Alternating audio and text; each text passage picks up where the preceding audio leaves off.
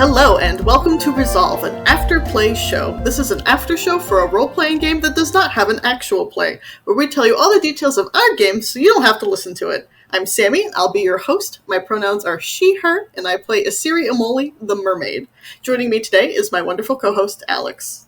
Hi, I'm Alex. I use he, him pronouns. I also play Moogle mercenary Smog and his companion Juice. Both use he, him pronouns. We are joined today by Carolyn. Hello, I'm Carolyn, pronoun she, her. I play the plucky pony with an I. She is a magical creature who has yet to reach her full potential. Welcome. Thank you guys for joining us today. Now that we're all here, Alex, why don't you tell us about the actual play?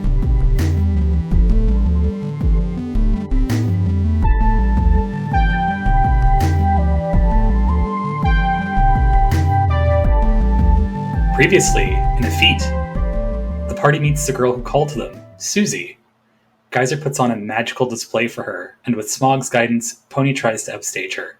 Susie, confused by Athenos being between an animal and a human, transforms into a ladybug, and back. Tara returns the party, sends Athenos to the lab with another teleportation orb. They give a rundown to Aura, and Smog promises to pass along Juice's camera footage. The party returns and Susie leads them to the Church of the River Delta. Isiri tries to summon the spirit worship there, but instead summons visions from the area. Smog tries to use Stop on Isiri, but she resists. She also notices a strange figure mark the door with an X outside. The visions cease. Father Shade, the church leader, enters and introduces himself. Guyser destroys the door and feels as if she let something in. Tara makes the door, but transparent. Susie leads the party into her cabin for a snack. They find Susie's paw still sleeping in his bed. Isiri tries to wake him magically. He sits upright and screams about a beast. And that was the actual play as I saw it. Anything to add to that? Nope, that sounds like it covered a bit of everything, so let's get into the details of it. Let's do a deep dive into the session.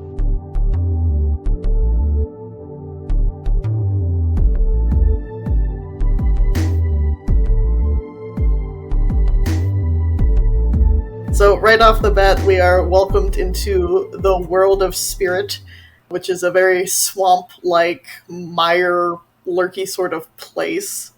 And we get the voice in our heads introducing us that this is in fact the world of spirit. How did everyone feel about such an ominous entrance? Dan made sure that we knew it was like, not a voice, but like a vision of the words, which is even more strange to me. It was definitely spookier than our previous warp travels. Yeah, none of the fanfare when we were just electro-orbing around Crystallos. But we're right off the bat greeted by a very plucky and cute little girl, Susie, who is a ladybug and also a girl. Not sure if that's like everyone in this world is like an animorph or what's going on.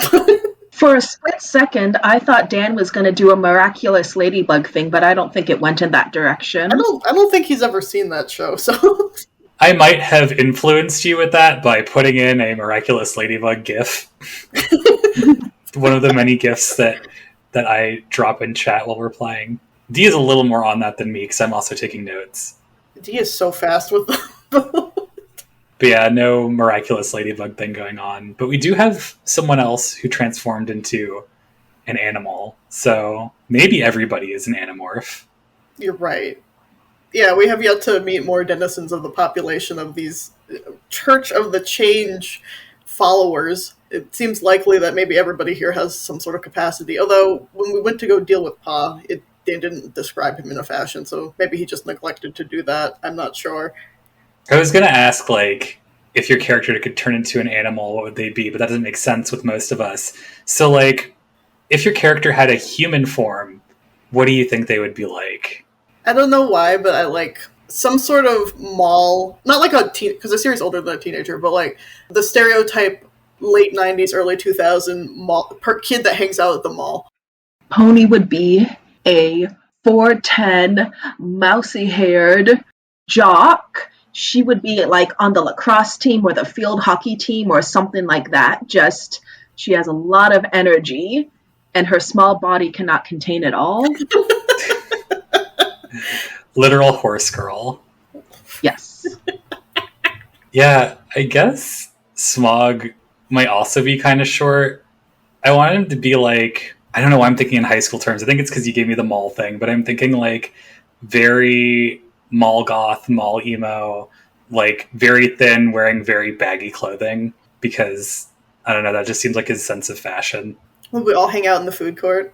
Oh, hell yeah. Outside the Sabero's Pizza, which I've never seen outside of a mall. If we were doing my interstitial where we had to start in some sort of sitcom, we would be like the mall rats set up. Oh, that's delightful. Man, I'm thinking like, what would anyone else look like? Tao, we already have like a pretty decent in-between. Yeah. I guess like, we haven't seen Tao full dragon yet. That's true. I feel like Athenos would also be on the jock side of the spectrum. He'd be the coach. Yeah. I think that makes sense. I'm not sure what Guyser would be other than maybe like a scene kid or something. I feel like Guyser also doesn't have a ton of animalistic qualities, so like, what animal could Guyser be? Would you consider a clown an animal, which some people do, apparently? I mean, a clown is not a person, to be fair. They are a character. Yeah, I can't really think of a good animal for Guyser to transform into. The only thing that comes to mind is clownfish, but I feel like that's the easy way. Oh, that'd be cute. None of us actually really operate like that, but I guess for some reason Athenos was the only one who didn't pass the sniff test. Well, she was also, I believe if I remember, Dan said that she was looking at both Athenos and Isiri because they're both sort of halfway in between. They have humanoid qualities, but they're also animalistic in some way. We're both like the outliers in whatever worldview this child has, which, to be fair, she's a little girl, so she hasn't experienced a lot. And also it sounds like these people haven't experienced much otherwise, so. Right. And Tao's more at that like cat person level where they just have a couple elements where it looks like it could be costuming. Smog almost looks completely like a rabbit with some other strange qualities. We set off with Susie and we sort of start heading towards exploring the town, but Tao sort of 180s us and goes back into the portal, which attempts to suck us all back into the world of Crystallis and the lab with Aura and the captain and all that. Athenos, using his godly powers, resists and stays in the world of spirit, but everyone else either chooses to go back or fails their role to resist going back. Yeah, Poni tried to resist, but it just wasn't in the cards for her. I made Isiri not resist because I have a feeling that she's very at the ebb and flow of things, so if she feels like she needs to go somewhere or something's pulling her, I feel like she would just go. So I didn't even try, I just had her go along with everybody. So yeah, we did a push through stress for that, and I think Smog and Juice were the only other one that succeeded. I did not choose succeed at what I was attempting from the list, because I wanted to play the like push and pull between Juice wanting to be there and Smog being like, you need to let go. So instead I asked, like, what do we see while we're trying to get back, like while we're being pulled there? So we also learned that we're being sent through the weird space that Smog found last time, that Smog drug everyone to with his teleportation beefed up by Athenos last time. Saw a little bit of that again. What does Smog think about that? I think he's mostly upset that the humans don't seem to understand what's going on right now. Like, he said something to them about it as immediately after coming out, and everybody was like, I don't know what the fuck you're talking about. He's like, we're being routed through this your weird space we came into last time, and then nothing. Yeah, but they were blinded when we went through Smog's little portal for it. They couldn't comprehend whatever the heck was going on, so they just have no point of reference. So that's both frustrating and interesting. I wonder if Juice's cam got any of that stuff. I wonder if we can mine that more later with Dan. Ooh, you should write that down. That's a good idea. I want to talk about the spirits that Isiri was able to see, those shadowy figures who made the X on the church door. So Isiri was the only one who could see those, correct? Yeah, because she was in the middle of some communication ritual with whatever spirit holds dominion of this location. We're not quite sure what that is, if it is something tangible, but it did show her a vision of basically everything of the life cycles going on in the swamp, and then at the very end, this shadowy figure encroaches upon the building, the church they're in, and leaves a mark of an X on the door. and when everyone goes out to look at it again, it's not there. And then she's like, that doesn't make any sense. What is going on here? Maybe the X is also a ghost.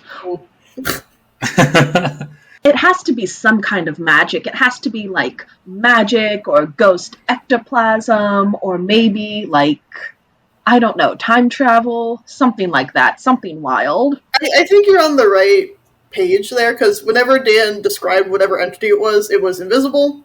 It made Isiri feel very cold and uncomfortable, like bone chilling, so ghostly.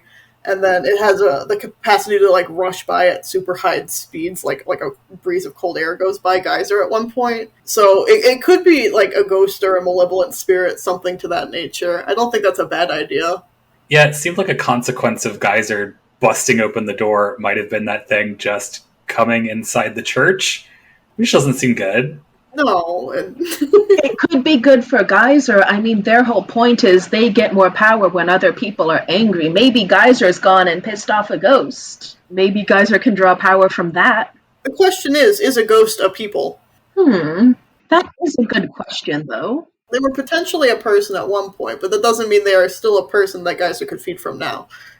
Oh no. So Guyser could have made something angry, and it would have had negative consequences. Oh geez, making somebody angry giving negative consequences. Speaking of making people angry, Isiri made Smog very angry. I think I've drilled the point home now that Smog is not in favor of summoning creatures that, I don't know, aren't normally in physical existence there. Saw Isiri doing the forbidden art, and the only reason he did not immediately shoot her was that they had a light link, or that he had a light link with her. So it's like, all right, I'll give you the benefit of the doubt. You might be making an ask here. You might not be telling something or forcing something to be here. And then it went very poorly. And he's like, well, this is a consequence, and I need to stop it. What do you mean poorly? You don't want to be flashbanged with visions of untellable knowledge? No. Isiri is like, oh, this is just a normal conversation. I'm really glad that Athenos didn't say anything about that, because Smog's point was like, there's things that we're not supposed to know as mortals, and I feel like if Athenos was like, oh, I also didn't understand that, he would have just been completely dejected. That would have been really funny. Oh, I need to ask Dex what Athenos' opinion on all of that was, because they were having some technical issues during that, so I wonder what Athenos was actually thinking about at that point in time. That is a good question. I have another quick question. For how long was Athenos left alone? Because when the rest of the squad went back through the portal, Aurora and the others on the other side said they were only gone for 3 seconds, but it felt like more than 3 seconds for them. I think it was a very brief time, is what Dan said. He didn't specify an exact length, but it wasn't terribly long. I'm thinking it's like D&D Fey Realm rules where the time is just wibbly wobbly. We don't always get a 1-to-1. It's gooey. Because, yeah, it seemed like when we were coming back, it was much shorter, because they said it was 3 seconds and we were talking for a little bit. And then when we went there again, it seemed like more time had passed for us talking to the scientists than us playing around. Interesting. Yeah, it's like a flux state where it kind of depends where you are relative to the time stream. Relativity. It could also have something to do with being passed through whatever that thing was. Yeah. Oh, true. I forgot about that. I mean, since my explanation for my interstitial games was everything's digitized, I'm wondering if, I don't know, we're being passed through some sort of digital space or something. That's why it's so blank and weird. Could be. It could be just like the very fabric of space-time too, and we're just not smart enough to comprehend it. It's the whooshing going on in Doctor Who in the background when they're in the TARDIS. Speaking of Smog hopping in where he's not needed, did some more goading with Poni when Guyser was trying to put on some tricks. Yeah, so Poni successfully made a water fountain. Guyser was doing this whole blowing bubbles with swamp water, and Poni was getting jealous. So she was able to do a little bit of magic, which was brand spanking new for her. In doing that, this is the first time Poni's done actual magic in her life, correct? Correct, yes. So how does she feel about that? Does she feel like that's part of herself, or is it just a consequence of whatever weird warp travel or being in proximity to a Thanos, or how is she mentally justifying what's going on? Poni thinks it's all her, baby. She's thinking, okay, finally, I am going on my hero's journey. I am unlocking what was inside myself this whole time. I just needed that final push through a stressful situation to do what I always should have been able to have done. Has she clocked the way that Smog's like pushing her? Because the first time he's like, imagine pushing your enemy down the stairs with the wind next time. And then this time he's like, do this to rival Guyser's display. Not quite. She is not picking up on those insidious undertones. So her relationship to actual magic is very limited. She doesn't have a lot of frame of reference, but she just kind of thinks you're one of those eccentric wizards from a tower she's heard about. She doesn't really have the social skills to pick up on like how you're kind of goading her using negative emotions rather than like positive ones. I'm so interested to see if this ever like blows up in Smog's face or like something terrible comes out of this. I'm excited to see where this particular sort of mastery relationship goes with these characters. Oh, my dark pupil. Yeah. And also like both of us having, I think now locked dark links with Guyser is really fun. Yes, Guyser is definitely a nice little rival for Poni. They have the whole, like, we came from the circus rivalry going on, but, like, Guyser was one side of the circus and Poni's another side of the circus. And Guyser is, like, super duper good at magic, and Poni, that's all Poni wants, is to be good at magic, because she feels like that's what she should have been her whole life, and that was taken from her. And then here's Guyser just doing whatever they want, whenever they want. Yeah, it's certainly been a little...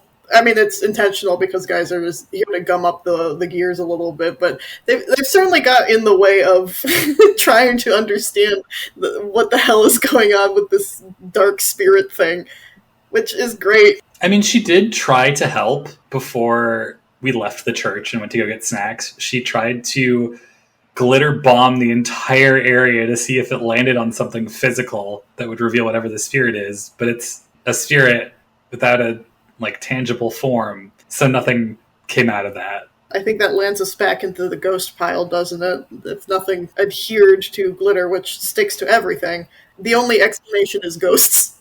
I mean, it wasn't all bad. At least she prettied up that broken down old church. By giving it a temporary AC system or by bombing it with glitter? Both. I was mostly talking about glitter, but AC is good. She did roast everybody, though. Yeah, we had to run outside. There's a lot of Guyser magic that I couldn't fit in the summary at the top. She flew the people who couldn't fly in with balloons to the church. Her magic was like making a little mucky bubble of Susie.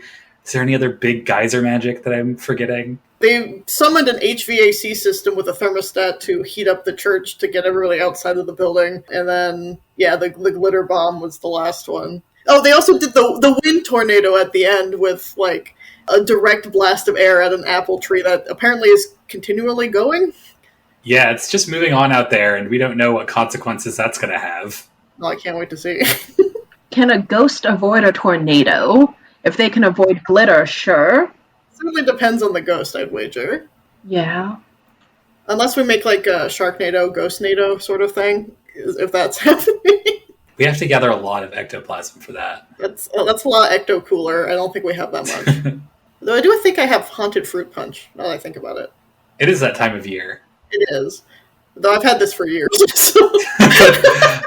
I should be saying it is that time of year when we're recording this. That time of year, I mean the beginning of September. The beginning of Spookoween.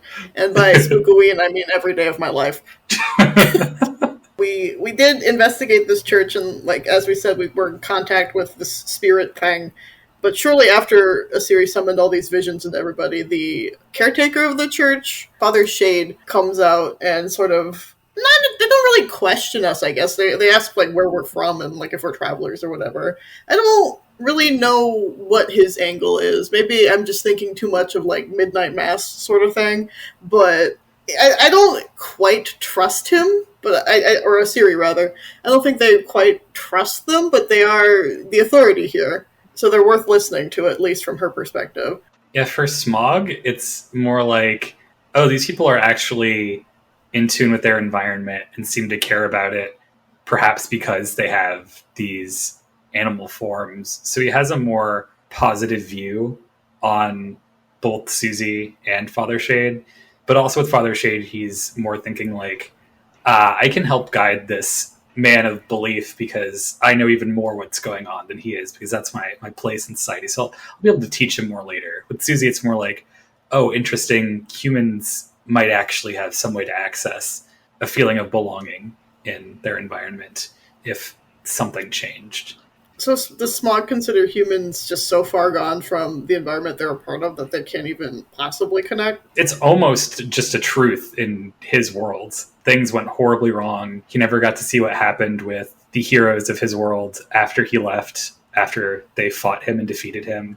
Yeah, there's never been a good model of a human in his world, in his eyes at least. Poni can relate to that because she also has not had any positive experiences with humans. Yeah, Isiri's sort of forming all of these ties now because this is their first time interacting with people. They've heard stories of people and what they're like, but they've never had like a face-to-face until now. So they're not quite sure what to think about that perspective. As far as she's concerned, is everyone and everything is a part of their environment. You are made from this world. You are a part of this world. So for her to make that distinction, I think she's going to have to see something pretty drastic before she can understand that. I think there will be plenty of opportunities for that in other worlds. I don't think this is one of them where that sort of aspect of humanity is going to dawn on Isiri. Yeah, I would agree with that. These people seem pretty chill, all things considered, because they're part animal. Yeah, it almost feels like whatever the spirit is not of their own making. Granted, we've had all of a couple hours with them, so yeah, maybe Dan will dig us some deeper lore to figure out what's going on here, but it seems like it's not their fault that whatever is attacking them is attacking them. And it seems like a new thing because Father Shade was not very confident about what Isiri was describing to him. So he's like, oh, let me go check in the archives. Why don't you guys go get a snack? Hey, here's something that is a little sick and twisted. There's a lot of stuff that happened in the background when we failed rolls earlier, and we don't really know what the consequences are of that yet. Oh yeah, Dan said those were coming later. Yeah, what if we brought a baddie with us? That's entirely possible. I mean, we brought Smog, but... But yeah, we could have definitely opened a rift somewhere, or whenever Aura and the scientists did manage these portals, the connection could have let in maybe some ghost in the mainframe, as it were. Maybe that's why we're having trouble connecting to it. But at the same time, we're not of this world, so we're pretty easy to interact with everything. So it's kind of weird why it isn't affecting us, but it is still allowing non-corporeal entities. Interesting. That's a weird way to look at it. Although Dan did tell me out of character, or out of game, that we did pick the weirdest world first, so who knows? Ooh, okay. I don't know what that means, that's all he said, but it is apparently the strangest one, at least from like an operational standpoint. I mean, we had some of our characters with the strongest forces of personality being like, I really need the stink, so I don't think there was another option. We're pretty smelly as a group, so... Yeah. Yeah. Sorry, guys. I'm a fish. And Poni was raised in a barn, so, you know. It smells like home. It smells like home, and Juice is just like... But what do you guys think of Father Shade, at least from the 5 minutes we've talked to him? He definitely has secrets. I don't know what those secrets are, but he has them. I talked a little bit about Smog feels, but personally I think he's either a red herring or potentially a decent source of this world's lore. I don't think that he's the beast or necessarily directly related to it. I think he knows more about the beast than what he's letting on, or he might call the beast something else and he might not understand that what it is we're looking for. I'm personally more curious to see what exactly the role of this church is, because it's made out to be the center part of this village, so it's pretty pivotal to this society. Church that change, obviously these people change forms, so there's probably some connection there. There might be some sort of orientation ritual where people get their animal forms after completing X ritual, trial, etc. But I think there's something else there, because it's in the middle of a river delta. The symbol is a delta symbol, which is not an insignificant icon to be using here. I think there's something more to that. Yeah, not just as change, but as a strange relationship to party members, considering that we have a character named Tau, considering Athenos as a god and of Greek origin. There's something that's close to, we'd probably feel familiar with a couple of our characters here, but it's not quite their world. Yeah, things have been twisted. What do y'all think about Susie? She sounds so cute. I would be so heartbroken if she turned out to be evil. All she wants is her dad to wake up. Baby. I was like, oh, you are a ladybug and I'm in love with you. I was instantly struck when Dan mentioned in her human form she had a headband with palms. I was like, why is there a connection to Smog already here? That's really weird, and what a weird connection to make. Someone else has palms, but I guess they're supposed to be like her little ladybug eyes. Antenna, yeah. Do ladybug have? I am not familiar enough with what ladybug look like, I guess. They are insects, so they do have antenna. Okay, yeah, I see now. Definitely antenna, but nothing like ball-like at the end. But a cute touch still. Yeah, I mean, she's a little girl. She's only 3 feet tall, so she's probably, between 8 to 9 years old, something like that. Yeah. She's not terribly old, but she's got a little capelet that has the ladybug dots on it. Very cute, very sweet, obnoxiously friendly, as you would expect a little outgoing girl at that age to be. I don't know, there's something about her that feels like, maybe because I just want to make this connection with Tau, because Tau is a little bit based on Tiki from Tokyo Mirage Sessions, and the different forms of Tiki across Fire Emblem are these dragons who are very long-lived, but they sleep a lot so that they only actually age mentally in human time. It's sort of that ancient little girl thing, but done so that it matches the time experienced of humans, so it's not quite as creepy. I wonder if there could be something going on like that with this little girl. She's actually incredibly wise or long-lived, and she's just looks like a little girl for some reason. Something spooky going on there. That would be interesting. So far, I haven't seen a lot of proof of that, but I definitely see what you're talking about. There's a lot of that, a little uncanny sort of energy about her. She's way too forward. Yeah, she's not afraid of strangers enough. Yeah, I guess this town doesn't seem like it never has visitors. When we went to Father Shady's, oh, you must have found us on a map. Yeah, there's a traveling circus that's in town, too. Yeah, so it's not weird that there are travelers there. People seem to like us, so I don't know. It makes it feel like something nice must be going on in the society, that they're not just hostile toward outsiders right away, especially Susie seeing people who don't fit her conventions of what people should look like. Which is pleasant. But if the beast corrupts Susie, I will kill everybody in this room and then myself. No! She's too precious. I refuse to allow anything to happen to her. I'm still crunching on what the hell the beast could be. I think it's funny that Dan was could not recall Over the Garden Wall when he was saying the beast exactly the same way. He's like, the beast, the beast. Yeah, later towards the end of the session, we go back to Susie's Paw's cabin. He is knocked unconscious on the bed and nothing will wake him up. So Isiri tries to magically heal/awaken him with music, and it works for a couple of seconds, and he's screaming about the beast, and that's where we cut off for the game that day. But the beast could be the shadow thing, it could be something greater, who knows? I think it's a bit too straightforward for the beast to be the shadow thing. I think maybe the shadow thing has to have some connection to the beast, but I don't think it's straight up the beast. It would be like an emissary or a minor form or something. Wow, now that I'm thinking about it, the beast in Over the Garden Wall also has a connection with sleep and showing people demented dreams. I think he tortures Greg by making him do a bunch of ridiculous puzzles until he finally gives in to his melancholy, but he's too much of a plucky young child to submit. I don't know, I'm seeing a lot of parallels with Over the Garden Wall, even though Dan was like reminded of it there. I think it's seeping in. Yeah, it could be subconscious. Like, I know he's watched it. We watched it together, so it may not be a conscious decision. It's also just God, that we could make an entire podcast about that show, but there's a lot going on in that series that really dips into some metaphysical stuff that we're seeing in the world of spirit as well. So that's interesting. Are we dead, guys? Not really. I'm just kind of always like this now that I have to work full time. I meant our characters, but yeah.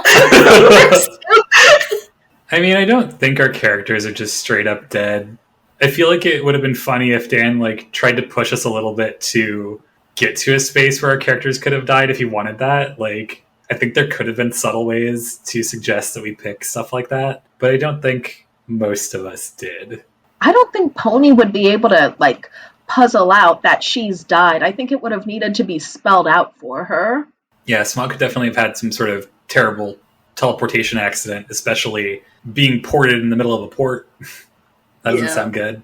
Plus, Thanos also throws, like, a wrench into that theory, because you may stop worshipping a god, but their power never goes away. You can't really truly kill a god. There's always some aspect of reverence there. By his playbook, if he gets too separated from people and in a narrative sense worship, he's still very vulnerable. True. If he keeps spending like a bunch of links because things aren't going his way, which I could definitely see Thanos doing, he could be in trouble at some point. Absolutely. He's been very fortunate thus far. He's had really good roles. Yeah, especially with magic. Who's the first one dead out of our party, you think? Who's the most vulnerable? It's very easy to jump to one of the memories, but I'm going to go into left field here. I'm going to say Guyser, because I feel like they're going to eventually trip up and irritate somebody who they can't recoil and bounce away from.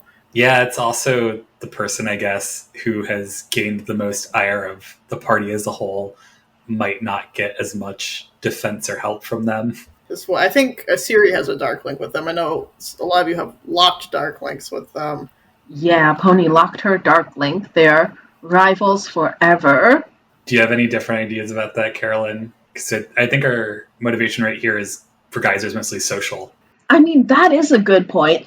I kind of thought, like, it could be Poni where she would try to, like, bite off more than she could chew, and she would try to fight an enemy that she didn't really have the ability to fight, and she'd get killed in battle.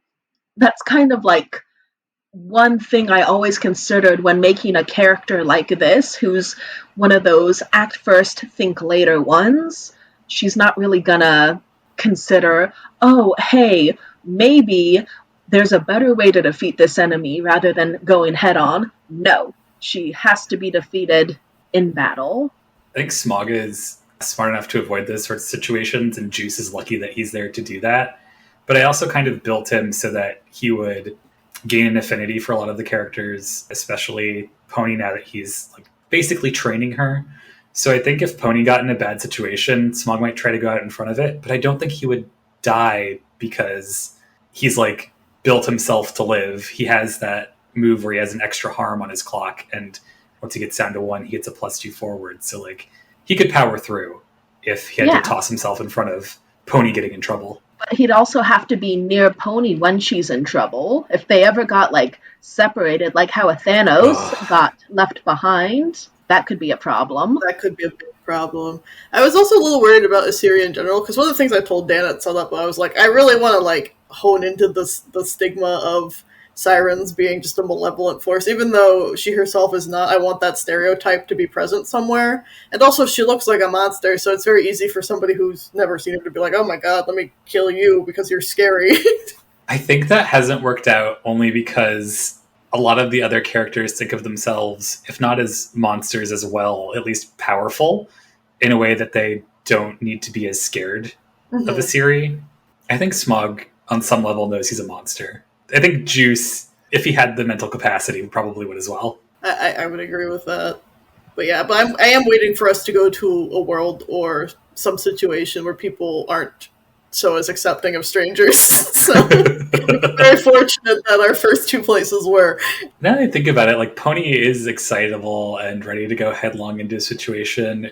How intimidating does she think she is? She knows that stature-wise, she doesn't quite measure up. She likes to compensate by being really loud and really unpredictable. So she sees herself more as a sneak attacker for right now. She would rate herself 7 out of 10, but in reality, she's more like a 5 out of 10. Ooh, threat levels. Yeah. I was like, who's the most threatening? And then I answered my own question, Thanos. Yeah. Big boy. And then probably Smog or Guyser after that.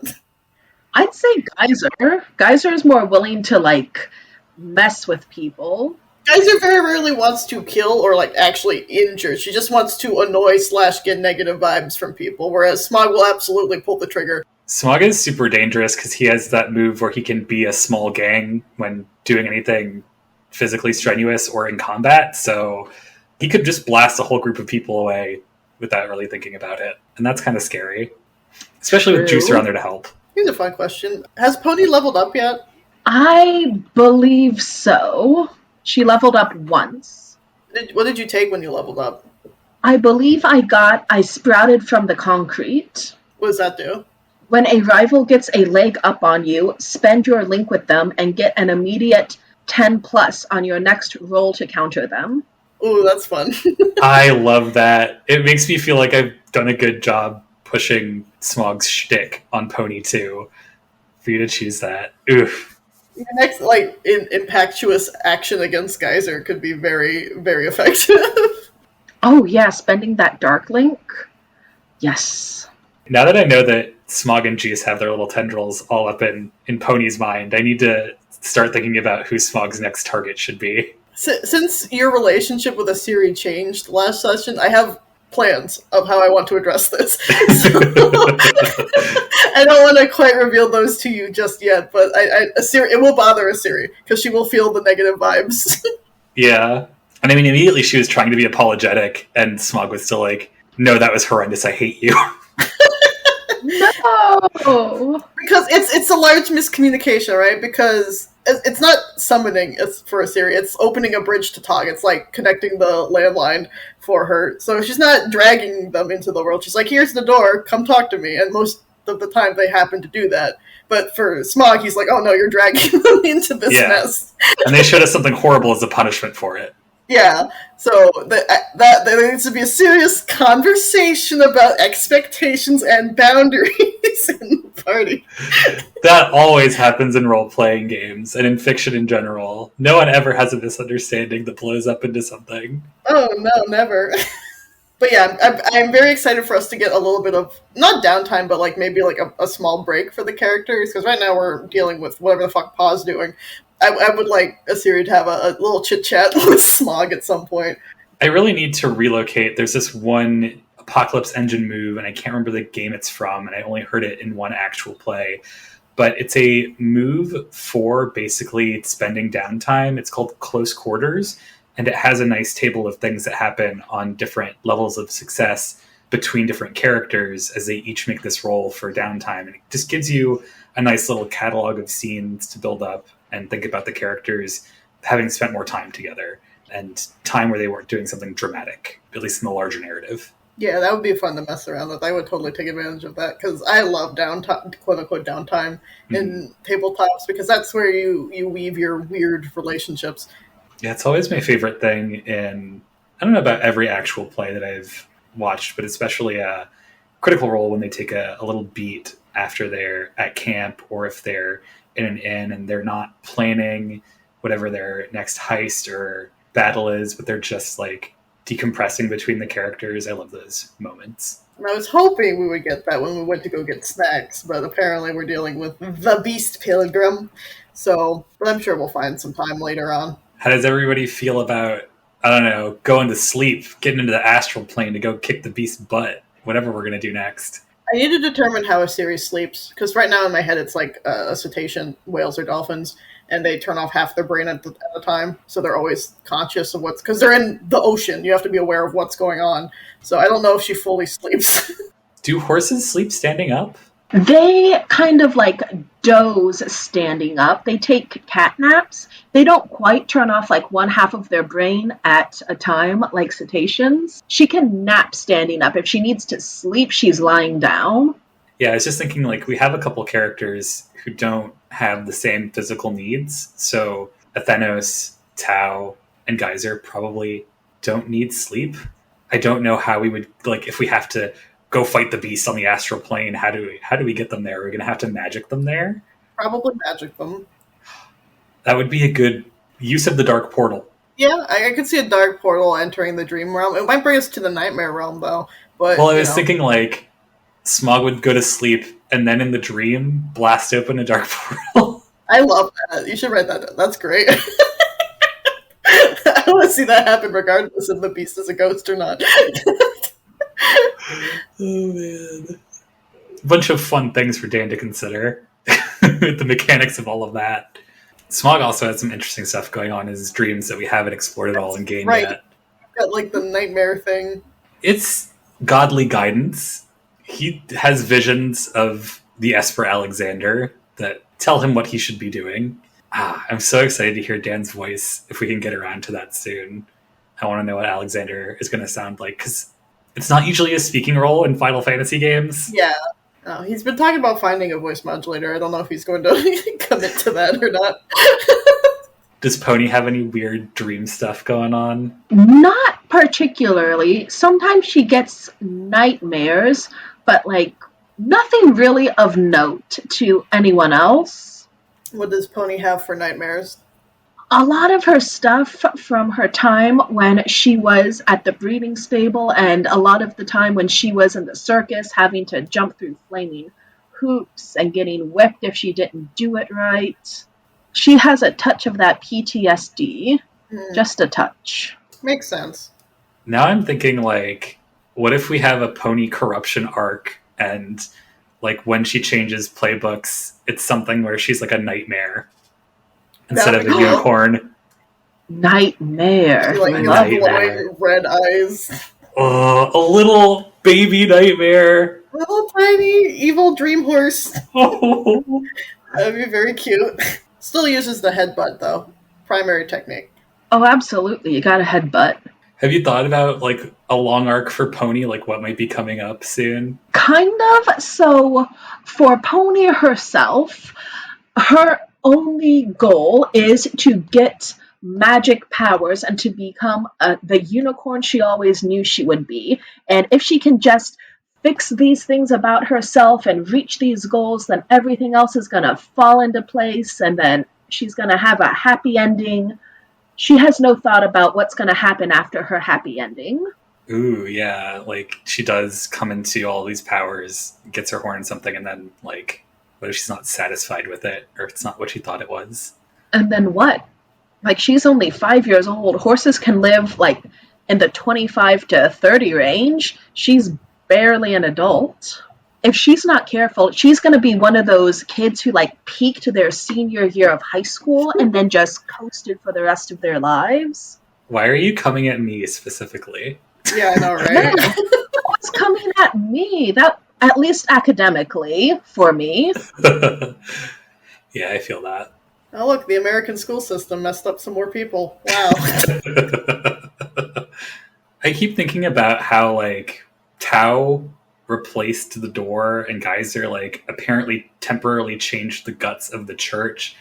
And I wonder if they're so accepting of that because they're the Church of Change. Like, they're fine with things constantly being weird and different about that place.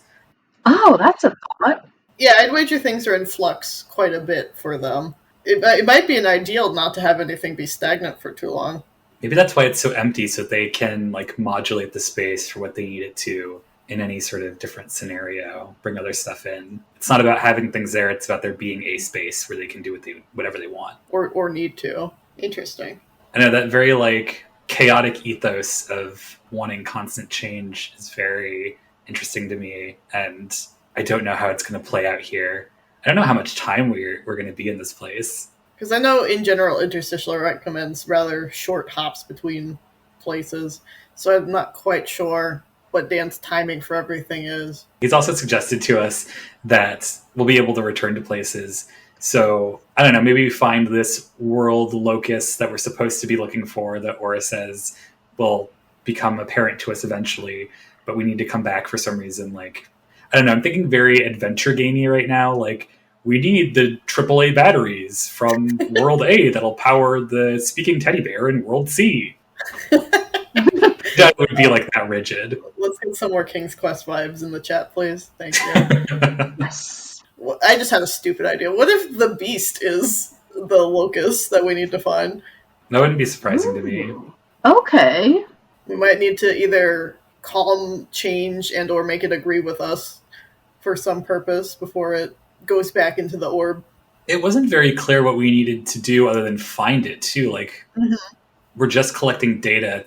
Theoretically, we shouldn't have to bring anything back. It also makes the stakes of existing in these worlds pretty low. Like, if we wanted to, we could be, I don't know, pretty mean. All we have to do is find things. We don't have to make friends necessarily. We're not trying to pick sides in some sort of epic war or something. It's just find something and report it. Find something. But maybe once we do find it, Aura's going to be like, oh, you need to like anchor it using this really esoteric method. So Yeah, they're not giving us the full directions until we find it. It also seemed like they don't even understand what it might be. The use of the data might depend on what the data is. Yeah, we might not be able to fully corral or anchor anything until we see what we're dealing with, which is irritating. I wonder what would happen, because we know that time is passing in some capacity. If we were just like, actually, I don't know how to go on from here, and we should leave this world and figure out what's going on with it later when they're not under attack. Because that could be an option.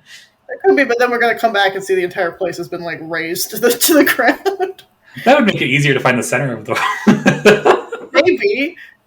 I guess. I mean, hypothetically, did Aura say that it would be nearby where we landed? It could be on the other side of whatever, like, planetoid or whatever we're on.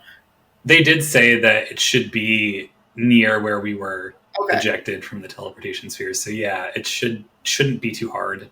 I just think it's funny because we have quite a few characters who wouldn't think of themselves as heroes, even if they're powerful. So yeah, abandoning something does not feel outside of the realm of possibility, although it would seem slightly far-fetched for where we are right now. I don't want to abandon Susie. She's my friend. She needs us. Her dad won't wake up. I also feel bad for her dad because culturally, for Isiri, if somebody like wraps their tentacles around you, that's a very comforting thing. I can't imagine that this guy waking up screaming about the beast and then seeing some fish monster with their tentacles around his head is very comforting. Oh, right. That reminds me of like another beat I wanted to talk about involving Smog and Isiri, because it did color that link change. Smog was berating, I guess, Susie and indirectly Pa for not having echo herbs around, because that's either that or echo screen is what's usually in Final Fantasy 2. No, wrong thing. I've forgotten what the wake up thing is now. Because echo is for silence. Maybe it is for sleep because it like wakes you up because it's sound. Whatever. But they didn't have the Final Fantasy item for waking up around, and he was like, "Are you going to make me cast the spell that cures all status ailments? Going to make me do an Asuna?" And then Isiri was like, "I'll just do it." And Smog tried to give her some directions, because one of Smog's moves now is just, if he gives some guidance and somebody else follows it, they get +1 forward. Kind of like skipping a limit break, but she's like, "I'm not going to follow your advice. I'm going to do it on my own." Because she was confused. She had no idea what the hell you were talking about. Those plants, she's never seen a plant up until this point, so...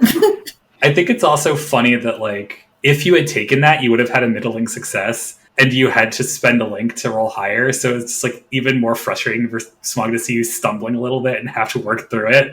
Yeah. It's like, why didn't you just listen to me? All you had to do was take a night's thoughts and chamomile. It's not that hard. I don't know what either of those things are, Smog. What is Poni thinking about Pa's situation? Are they empathetic? Or are they like, "You're somewhat humanoid, I don't want to deal with this"? She recognizes that Pa's in a bad way, and Susie did give her apples, and Poni loves apples, so Poni...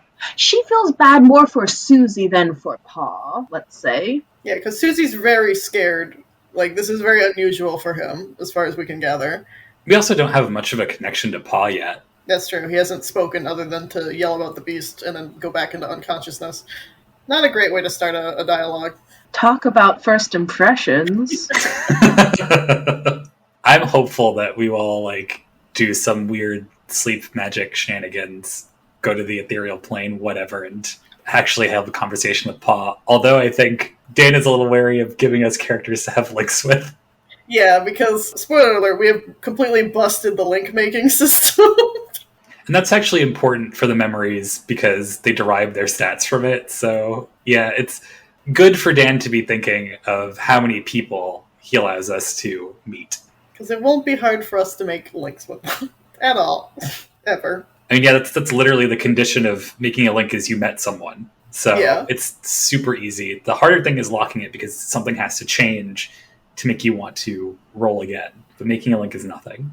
Oh, especially, I should mention, because of the memory playbook, the 3 advancement special move on a 7 to 9 when you make a link, you treat it as a 10+. So Zach picked that up.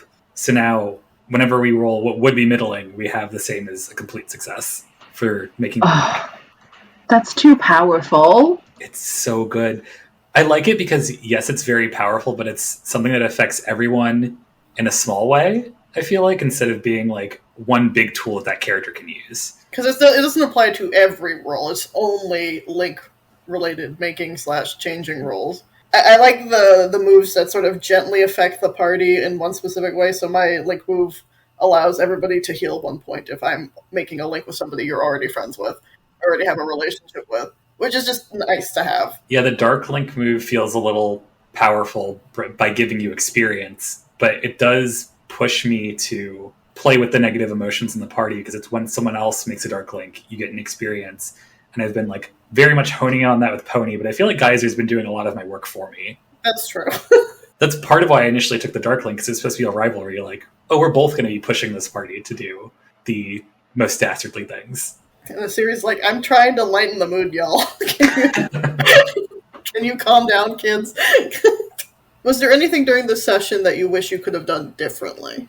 Not really. Poni was able to make that water fountain perfectly on the first try. Didn't have to re-roll or nothing. So I'm pretty satisfied with last session. Yeah, I'm pretty satisfied too. I got to push some buttons with Poni and Guyser. Got to have Juicy some fun things with Susie. Just run around causing a little chaos. Got to make more of a point of respecting spirits and gods by being at odds with the Isiri. So yeah, I think I got some fun moments in, and there's nothing else I really wanted to have out of that. Yeah, the only thing I think I would have done differently was maybe interfered when Guyser tore down the door. But Guyser also moved so fast for Isiri to like even think about what the hell they're doing. So I don't know if they would have had time to even think about that.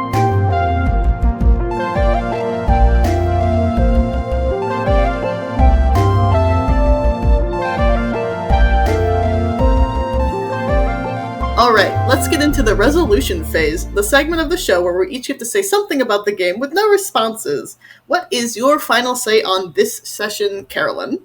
The highlight of Poni's session was getting to do the water fountain magic, but the second highlight of Poni's session was getting to eat an apple. What about you, Alex? What are your final thoughts? Smog and Juice are going to try to do their darndest to make Poni Nightmare Arc reality. You can find me on Twitter at Shining Crobat. I recommend checking out the film Luz, L-U-Z. Very rare that I find Latino representation in queer media, and with 2 bi men where it isn't somehow like framed so that you're supposed to think that one is actually gay or something. And it has some interesting subversions of queer film tropes and mafia film tropes, if you're interested in that. The movie starts in a prison cell that the 2 main characters share. And for myself, I really want Isiri and Smog to have a little heart-to-heart chat session. I do have stronger machinations for that, but I will leave it as I want them to make up a little bit, because Isiri doesn't like the negativity, so she's going to try to smooth over some of the wounds we've caused inadvertently. You can find me by walking into that ring of mushrooms down by the stream over there. Just go right inside. By the way, may I have your name? This has been Resolve, an after-play show. You can find us online at most social media sites at ResolveAP. Except Instagram, which is at ResolveAfterPlay. Thank you so much, everyone, for joining us today. You can buy the game we're playing, Interstitial Our Hearts Intertwined, from its creator, Riley Hopkins, at linksmithgames.com. All links will be in the episode description. Thank you so much for listening. We end our turn here, so now it's your turn. Tell us what's happening in your game.